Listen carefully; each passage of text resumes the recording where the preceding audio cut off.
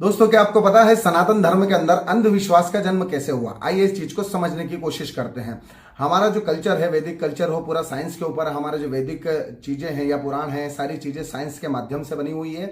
और इन कहानियों को साइंस के माध्यम से सभी को सिखाया जाने लगा और धीरे धीरे इस चीज को आगे बढ़ाया जाने लगा। परंतु जैसे जैसे जनरेशन आगे बढ़ती गई, साइंस पीछे छूट गया और कहानियां आगे बढ़ने लगी। या यूं कहे कि साइंस को हम पीछे भूल गए और कहानियों को आगे पास ऑन कर दिया। और एक जनरेशन ऐसा आया जब सिर्फ और सिर्फ कहानियां हमारे पास रह गई और साइंस पूरा का पूरा हम पीछे छोड़कर आ गए, जिसके कारण जो हमारे रीति रिवाज थे इन कहानियों के माध्यम से अंधविश्वास में परिवर्तित होने लग गए। और सिर्फ बिना साइंस के बनी हुई कहानियों में सिर्फ अंधविश्वास दिखने लगा।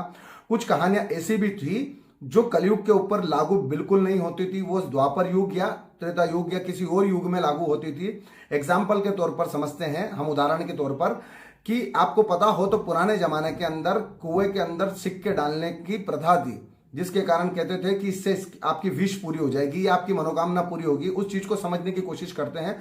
पुराने जमाने में जो भी सिक्के बनते थे वो तांबे के होते थे और कुएं में डालने से उस तांबे के कारण जो धातु है वो पानी को शुद्ध करती है, जिसके कारण पानी शुद्ध हो जाता है। इसलिए पुराने जमाने में इस चीज को कहानी के माध्यम से समझाया गया कि आपकी विश पूरी होगी ताकि पानी शुद्ध हो जाए।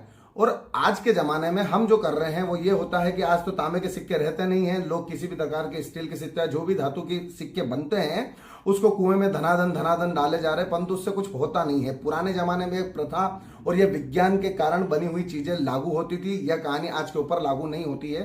अगर आपको किसी प्रकार की कोई गलती लगती हो इस वीडियो में तो